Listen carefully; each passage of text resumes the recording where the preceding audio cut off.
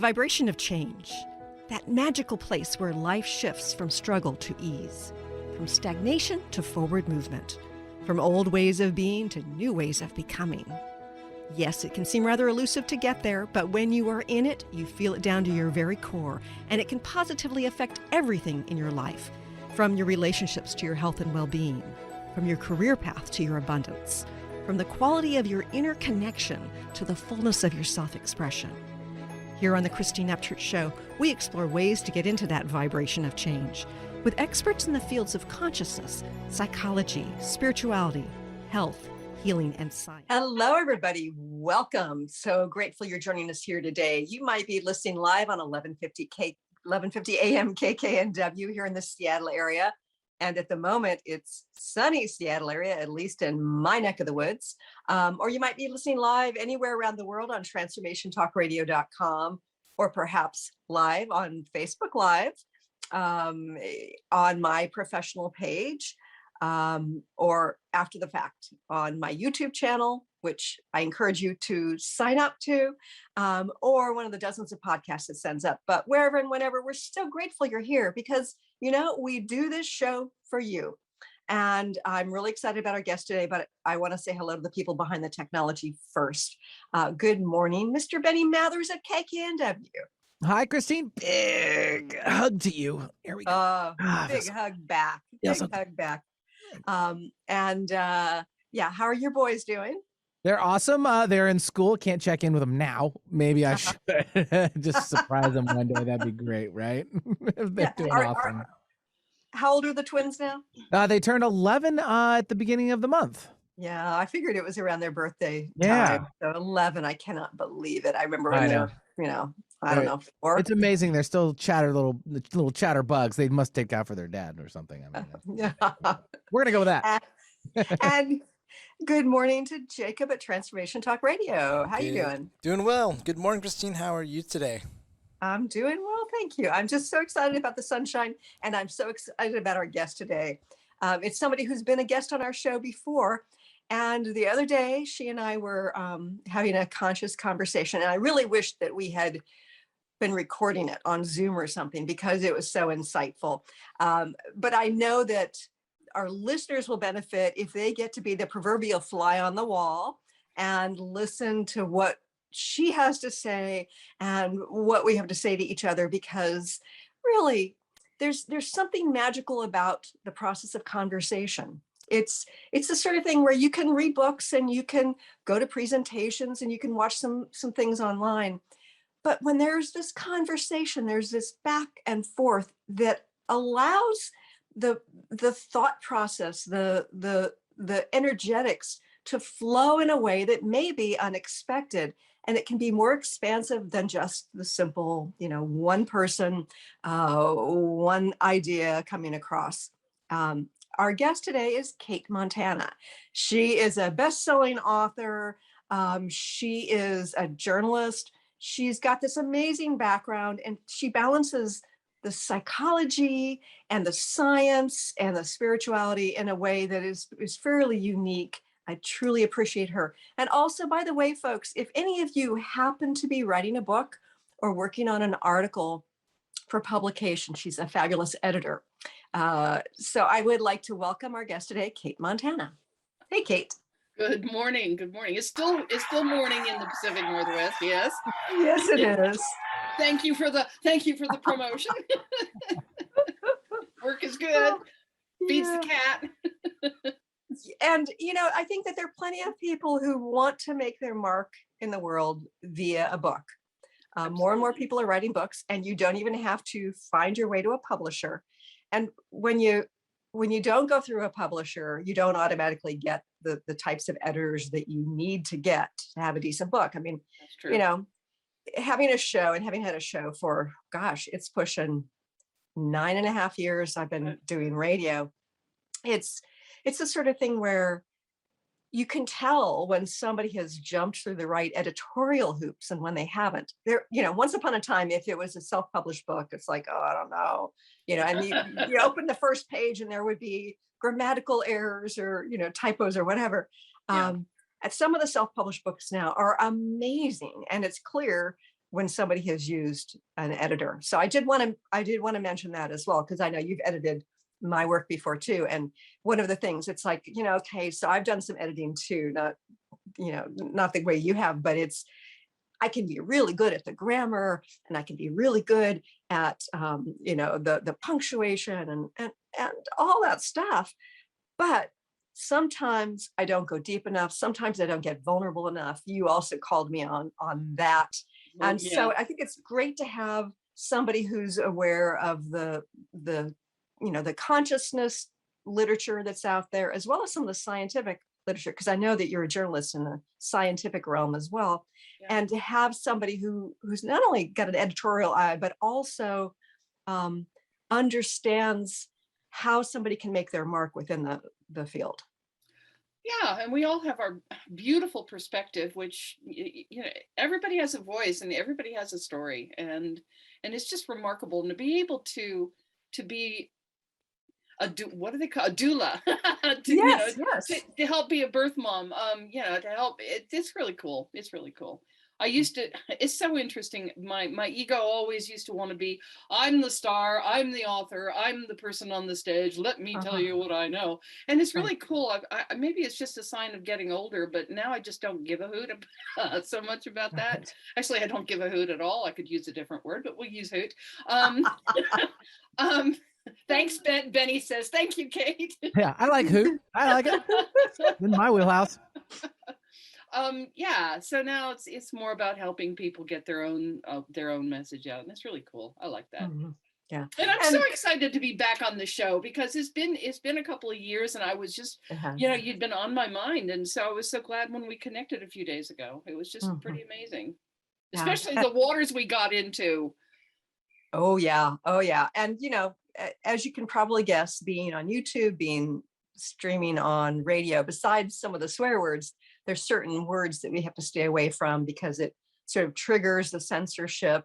But like CV, what's your curriculum vitae?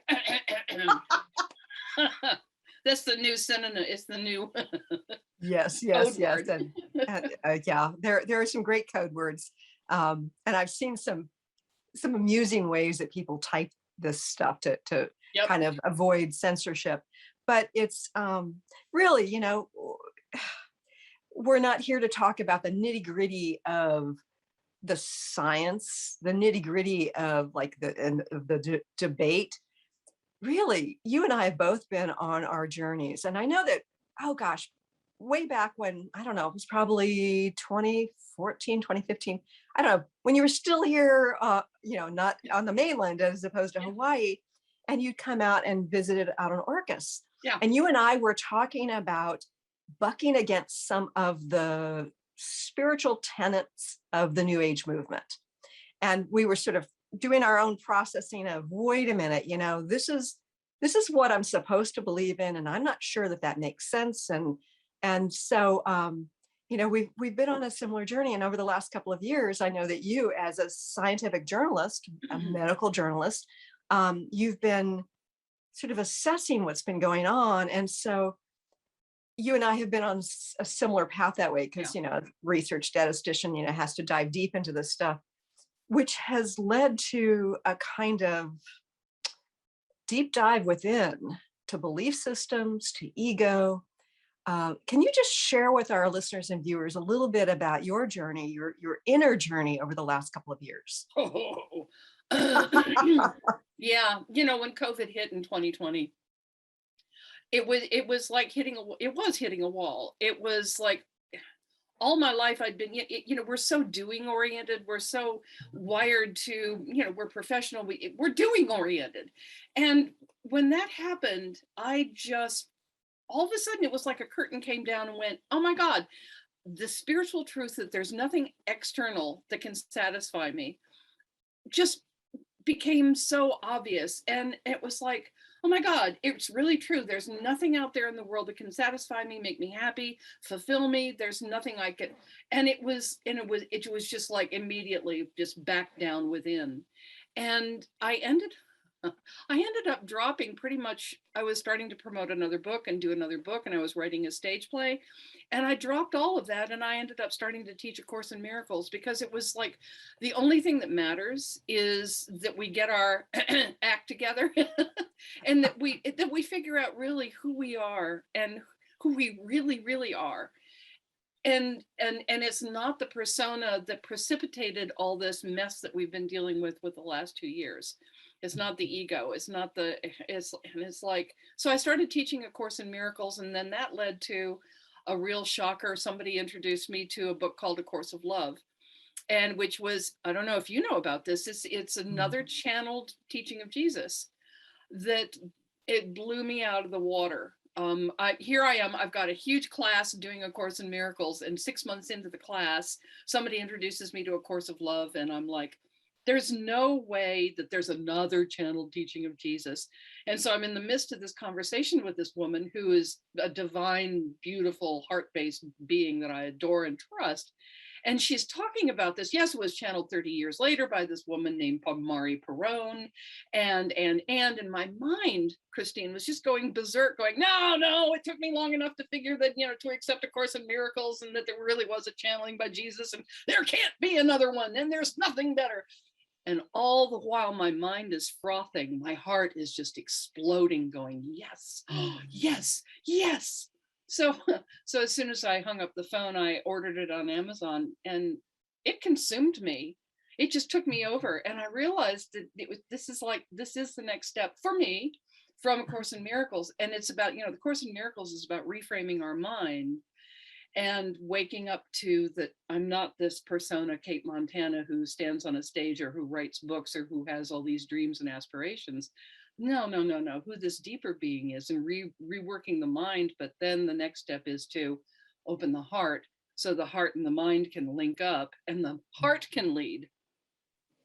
Yeah. And so anyway, so I had to actually tell my whole class of A Course in Miracles students that I was not going to teach A Course in Miracles anymore, that I was switching to A Course of Love. So that was interesting. But it's been, to get to your original question, it's been 2 years of just letting go all these last shreds of, people might say the last shreds of hope that I'm going to do something, accomplish something, be somebody, blah, blah, blah.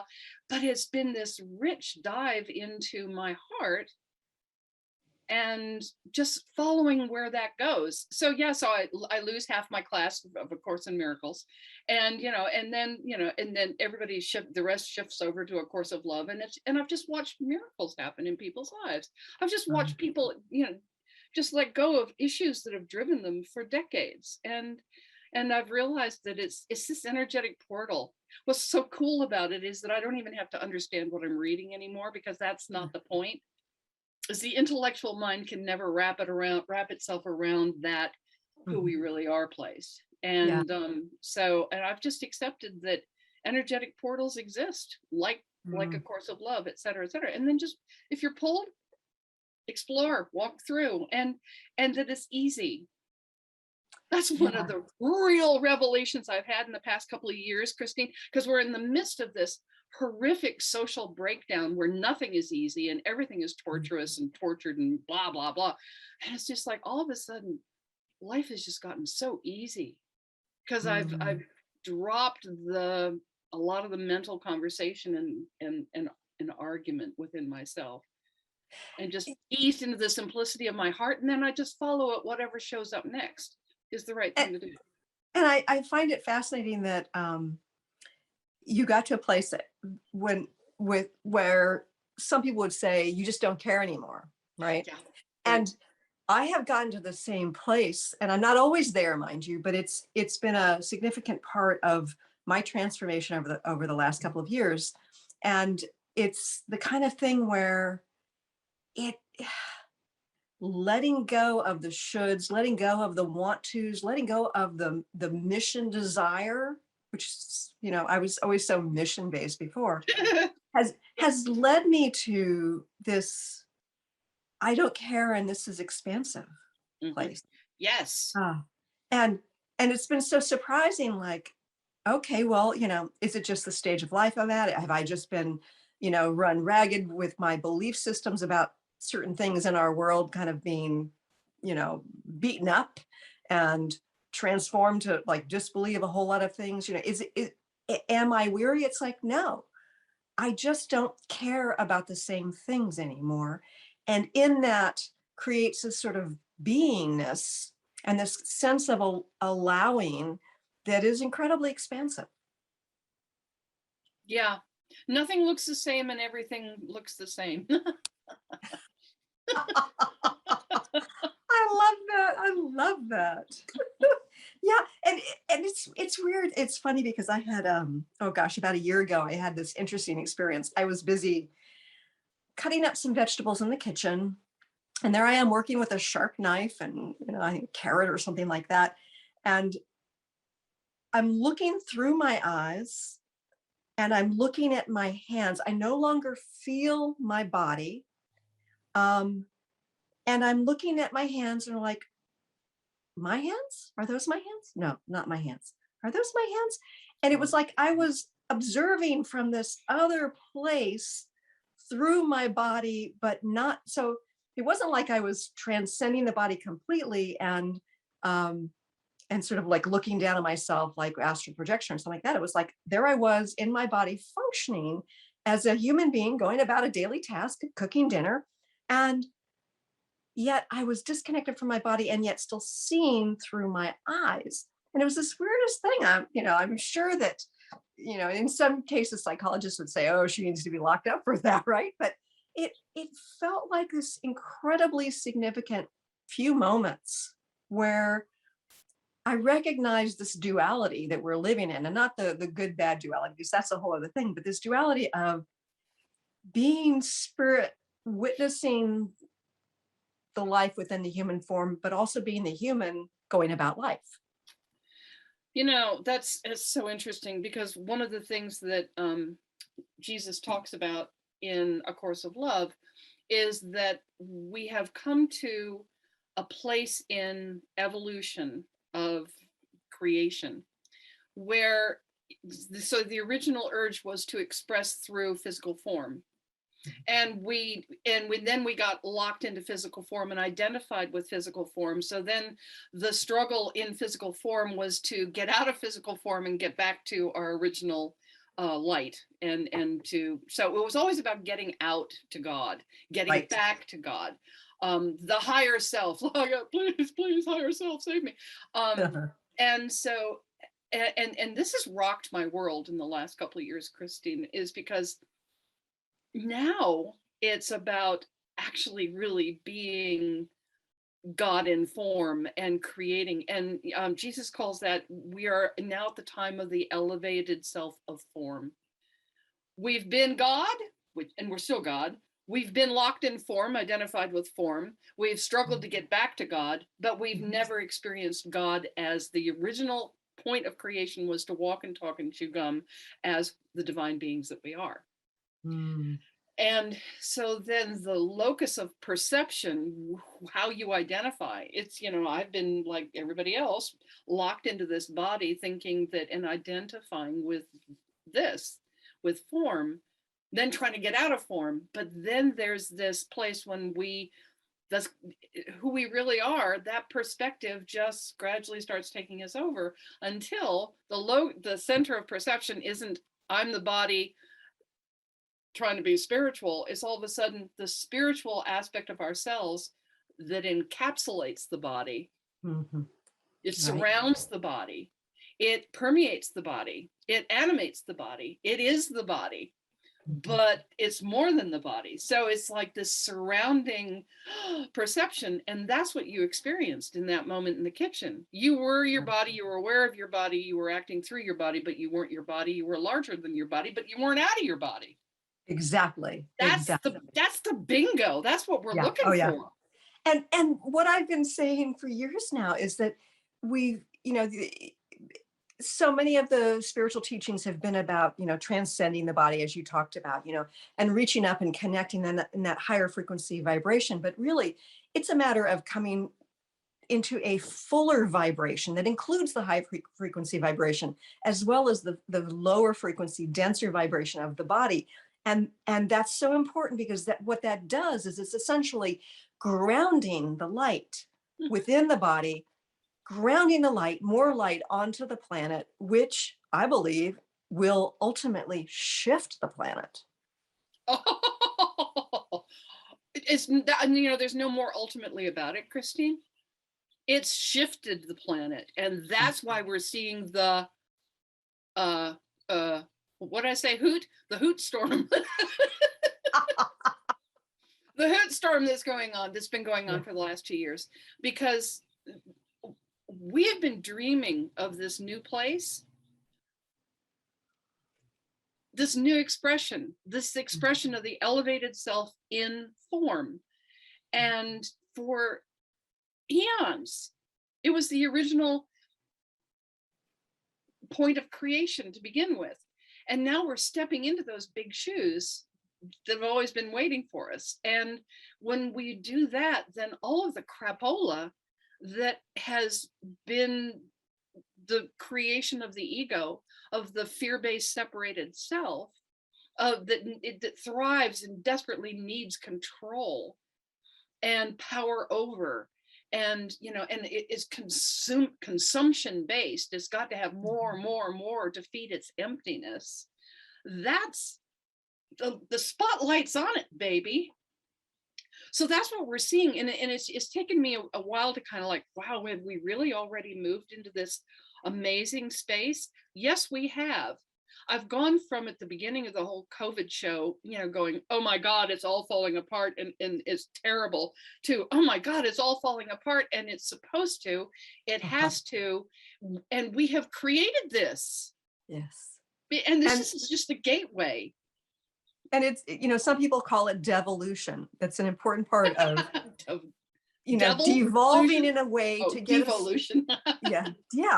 Get us to this place of breaking apart, like, first of all, illuminating the dysfunction and the evil, and the control, and then breaking the systems that are basically continuing that, that control, that ego-based creation, and breaking those systems down so that we can evolve, because we really cannot evolve within the context of the structures as they are. And it's kind of crazy to try to think about how that might unfold, but and it can invoke fear in us too, because we're so used to life looking a certain way.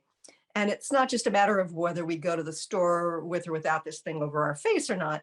It has to do with the way we interact with our neighbors, the way we connect with humans, the way we make money. It's like it's going to affect us in so many ways, including how we interact with our planet. Absolutely. I mean, it's like, of course, mainstream media is completely censored and shut down. But I think the figure is something like 70. It's a 70-mile long truck caravan now in Canada. Yes. Thousands and thousands and thousands and thousands of truckers. And probably 1 million people along the highway, waving flags, supplying food, supplying beverages, supplying places it's just this huge output. Vaccinated, unvaccinated, it doesn't matter. We are human beings come together to support ourselves outside of this restrictive, fear-based existence that's crippling us. This always crippled us. Now we see the larger picture where all of the global crippling.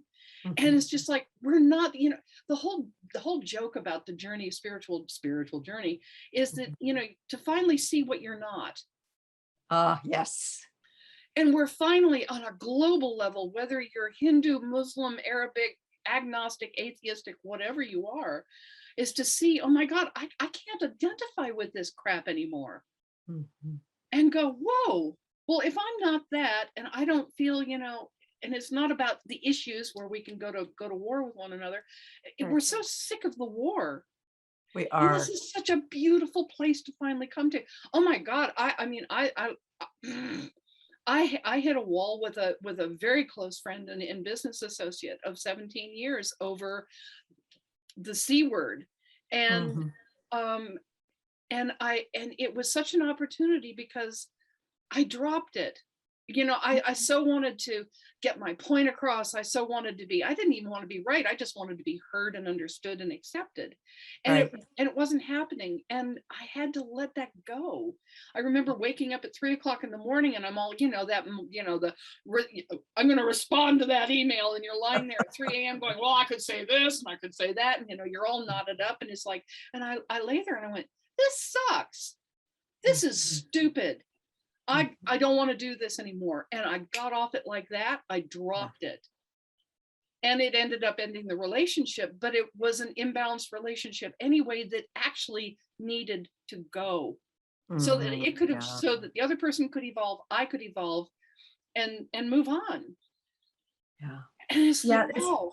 It's so interesting because I think that for those of us who believe that we are seeing many aspects of truth that the masses in general are not, willing to look at or aren't able to see, or, their version of reality is different, however you want to term it.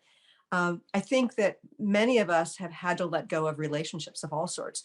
I know that there are huge rifts in people's families, and people who've been uninvited to weddings and uninvited to holiday gatherings and these sorts of things.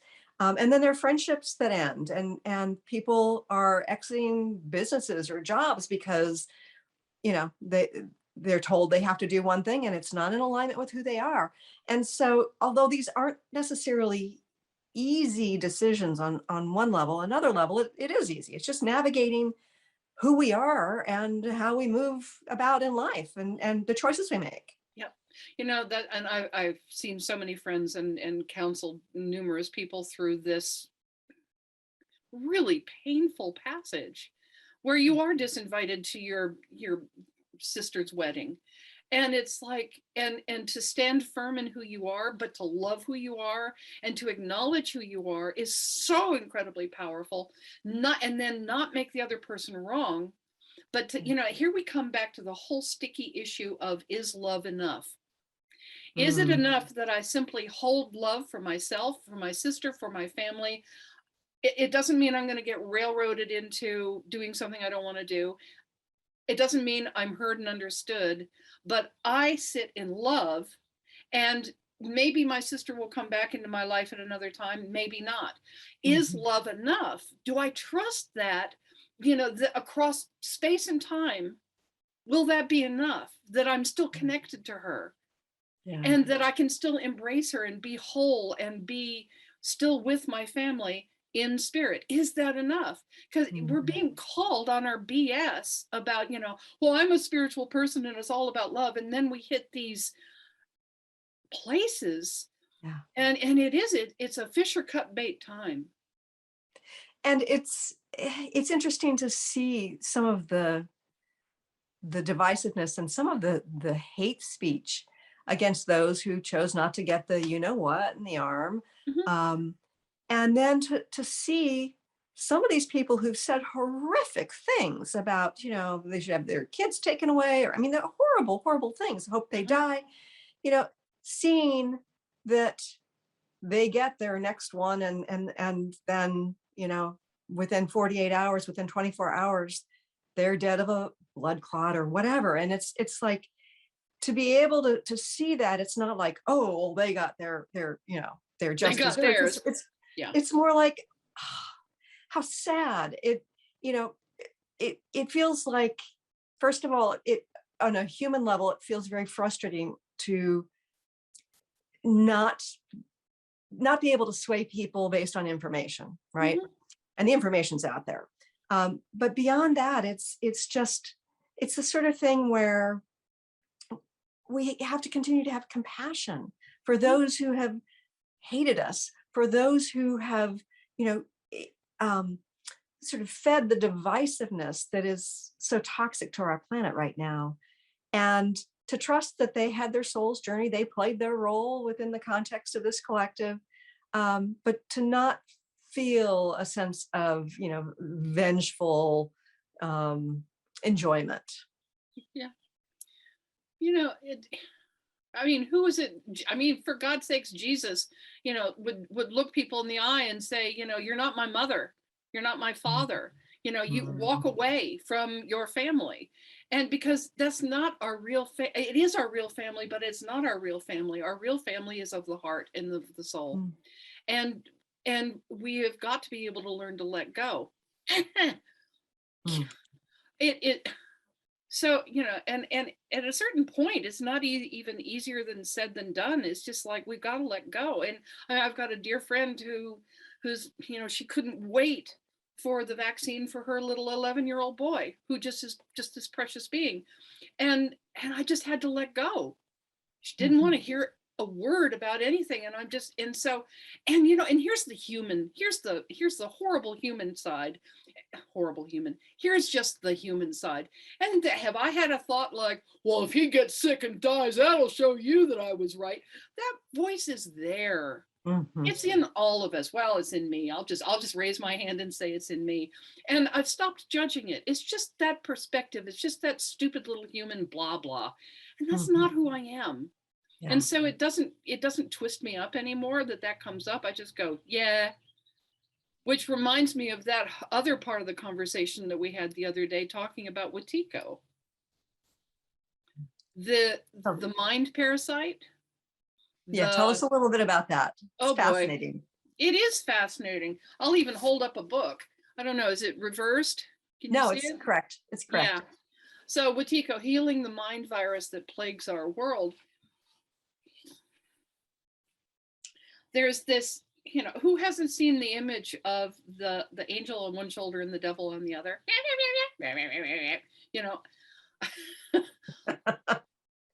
And, we've been torn so long and so with these two voices in our heads. And it's all part of the separation game of identifying with the physical body and then thus feeling isolated and alone and thus afraid, and then afraid of the other. And then there's conflict and war and divisiveness and judgment, and then everything that's been playing out for eons.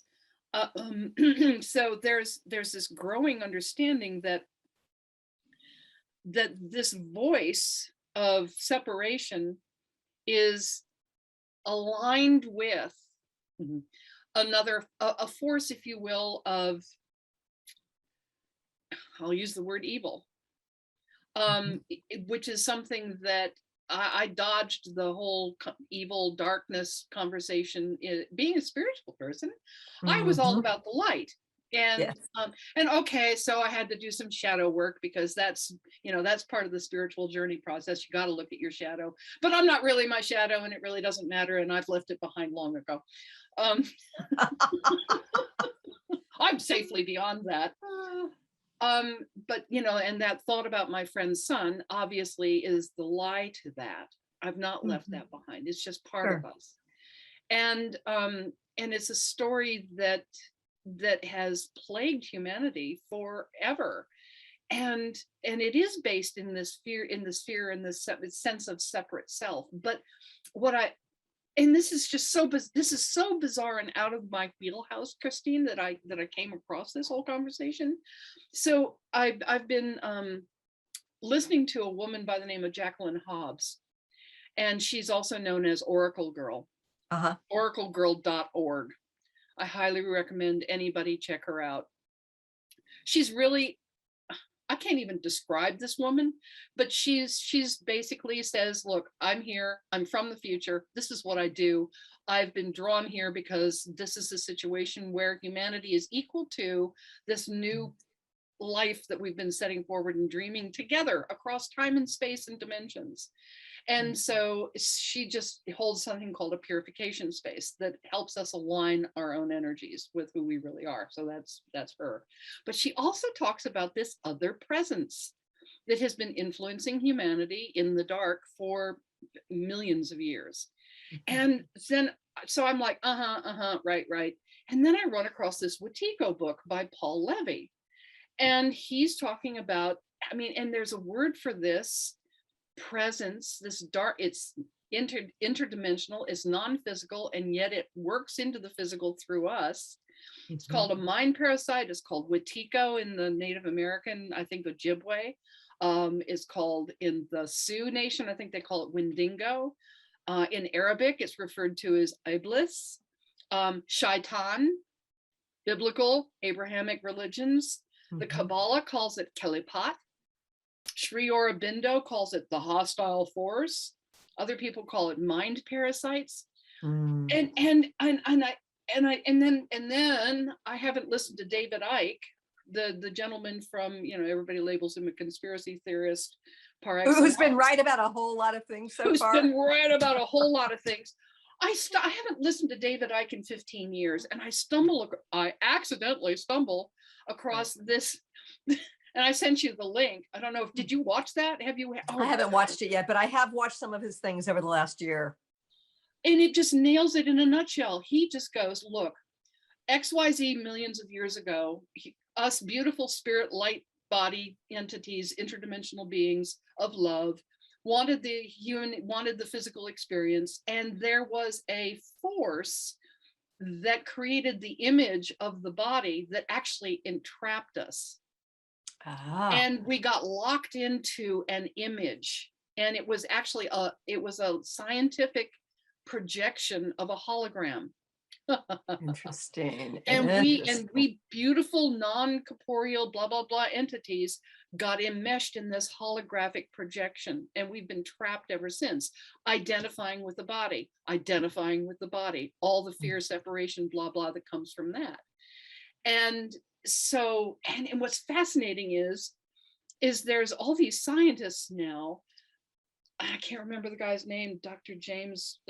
Anyway, they are now, a lot of quantum physicists are now pretty sure that we are about 80% probability that we're living in a simulation. Yeah. And there's even one scientist who's discovered binary computer code buried at the superstring level. Interesting.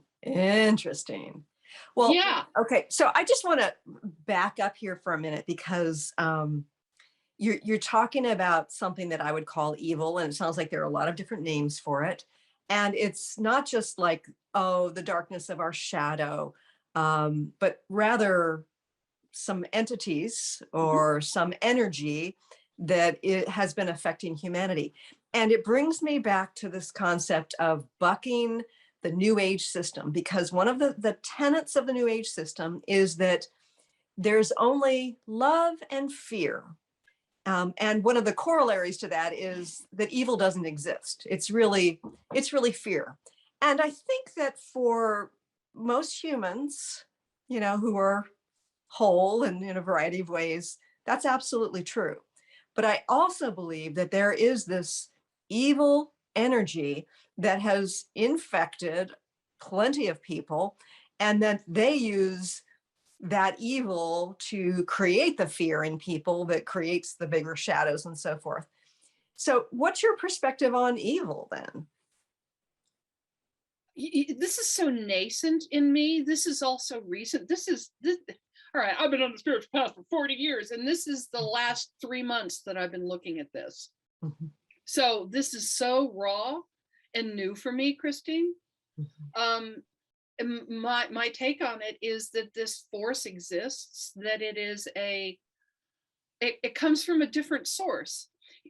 And this so broadens, I have to, credit Jacqueline Hobbs with this concept, is that she said, in the spiritual community I was raised in, there's only one source. It's God, it's the light, and everything is of the light. Even fear is of the light. And so everything is of the light, and there's only one source. So Jacqueline has introduced this, that there's more than one source, and which just explodes my head. Oh, it's making my crown chakra go nuts, and that's my tell that something is true. Oh my God. And I'm going, okay, what could possibly be? I can't fathom that other source. And she said, and that's the whole point. The other source can't fathom us either. But the other force is into control and consumption. It's driven by its emptiness. Its very fabric is emptiness versus the fulsomeness of the light. So, Interesting. yeah, so it's driven by a completely different agenda. And it thrives in the dark. It remains this hidden force, and it takes embodiment through us. There we go into possession, that we go through all of these different things. And also that apparently, if you listen to David Icke, this other force has been trying to genetically manipulate the human race for eons and able to be able to utilize these bodies for themselves, for itself, whatever this Right. force that these entities are. Yeah. So I'm kind of taking I have to calm down. so No, you don't. No, you don't. No, no shoulds. No shoulds. so I've kind of got this dual look at evil now, is that, my whole premise with one of my last books, The E Word, about the ego, is that the ego, the sense of separation, is a natural result of being birthed into a body. The little baby learns that the breast and, the bottle is out there. It's totally, there's no words, it's unconscious, but the sense of other and out there is ingrained in us from our moment of our birth. So we automatically are birthed into this separation reality that isn't really reality, apparently. So the fear that is engendered with that, and the need to compete, the need to own, the need to control, is a natural offshoot of that experience. And then there's this other force that also exists that amplifies that. And then manipulates us through that. Right. So it's kind of like a double donger. Yeah. And I've heard various people, channelers and others, who talk about how the evil force, if it exists, it's like I'm still processing this myself, because I do believe that evil exists, but is there that separate force that's evil? That it actually is controlling the reincarnation process. Absolutely. And it's like, getting thrown back into a body is very much about serving that force instead of the light. Oh, honey, I remember a million years ago in my life, I went to the Ramtha School of Enlightenment in Washington State. One of the very first things that Ramtha taught, like back in 1992, was that do not go to the light when you die. Interesting. Which just, blew my little mind 30 years ago. And it's been that teaching has been in the back of my mind for 30 years. So now I'm listening to this source talk about holographic projection, our spiritual interdimensional being, love beings that we are, enmeshed, entrapped in a projection, a light projection, a holographic projection. Okay. And then Wetiko and all this other stuff. And I'm like, oh, holy God. I can see now, 35 years later, what Ramtha said, don't go to the light. That's just cycling into the projection, getting stripped and shoved right back into the hologram.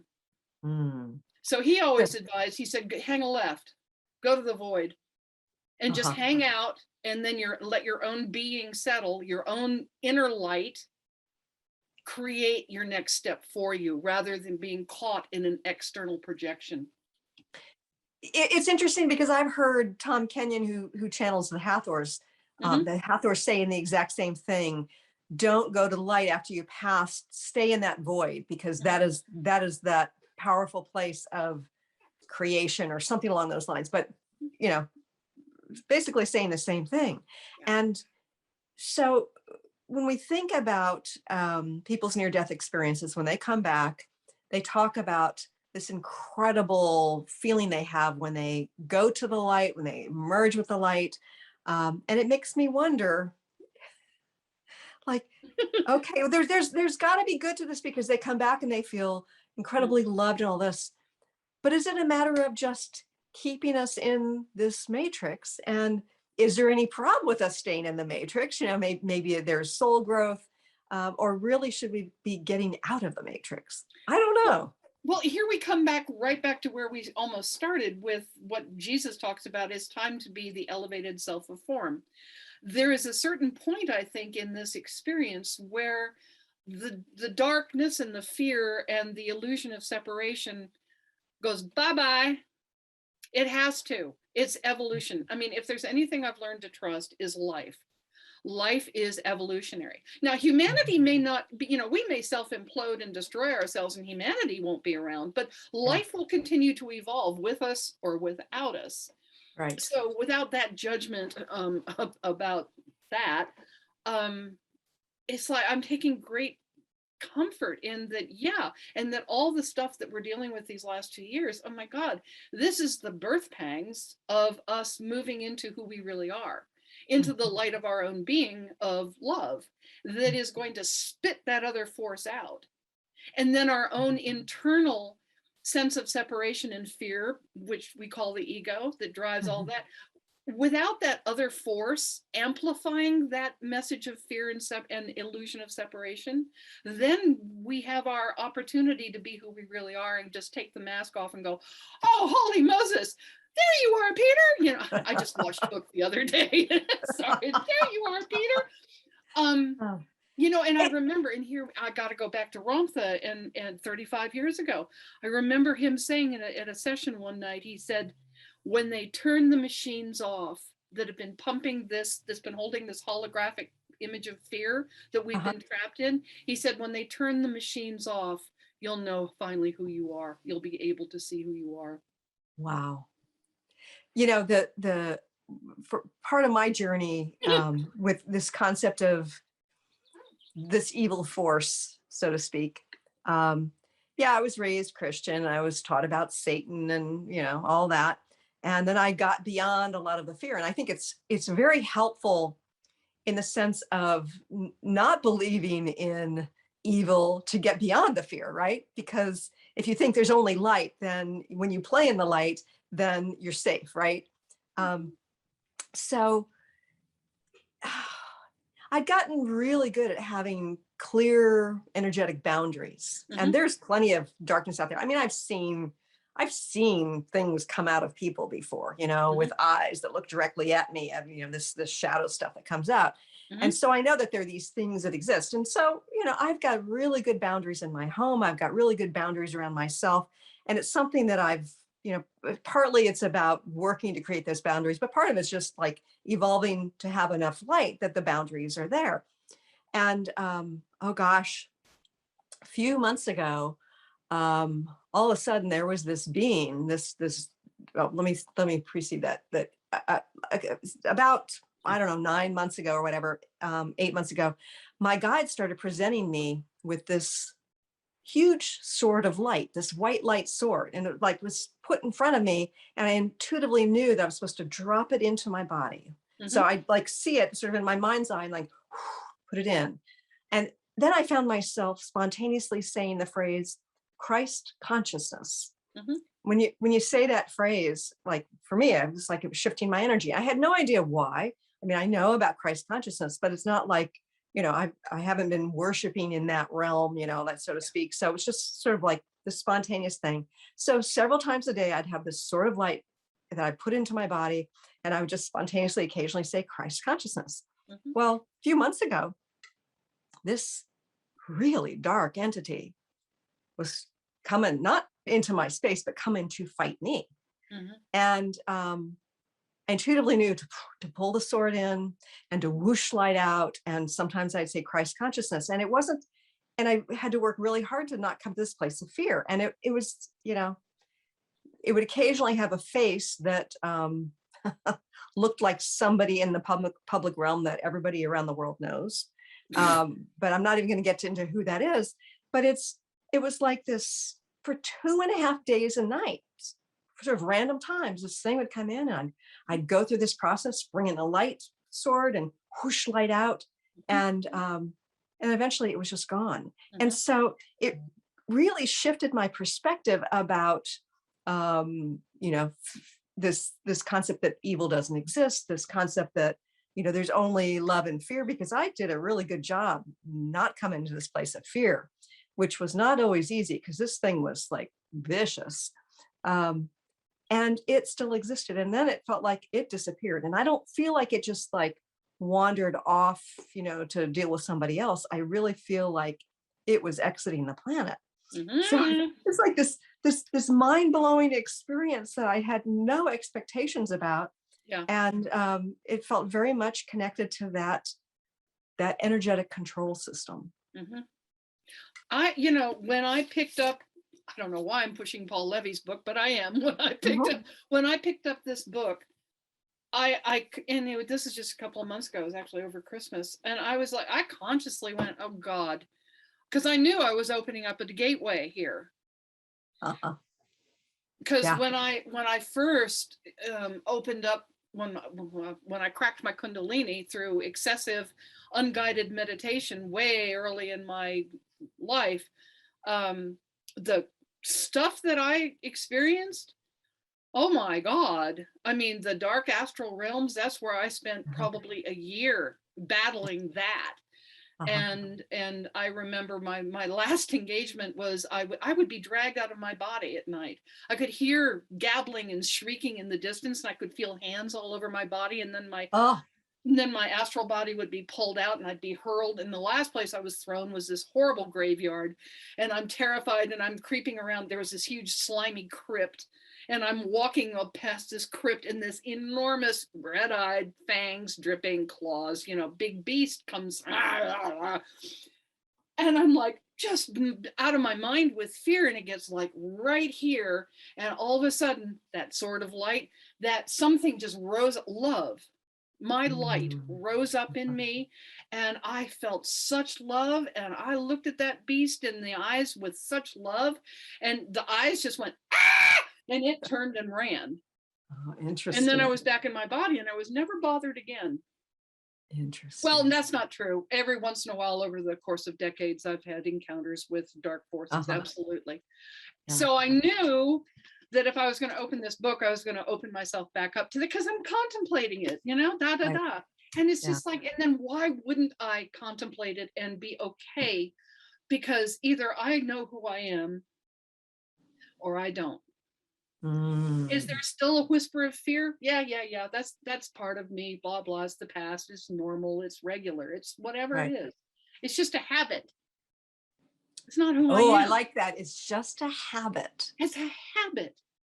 That's profound, Cate. That's profound. Before we go any further, because we're over there, what's that? I said we go there over and over and over the course of our lives so many billions of times that it becomes a habit. Yeah.